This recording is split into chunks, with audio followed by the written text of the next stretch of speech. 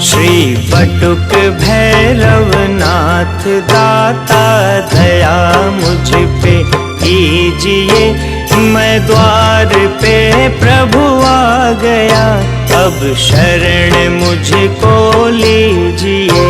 मैं करूं पूजा आपकी, चरणों में उठ नित्य चित धरूं। अज्ञानी हूँ अति दीन हूँ, सदा ज्ञान मुझको दीजिए।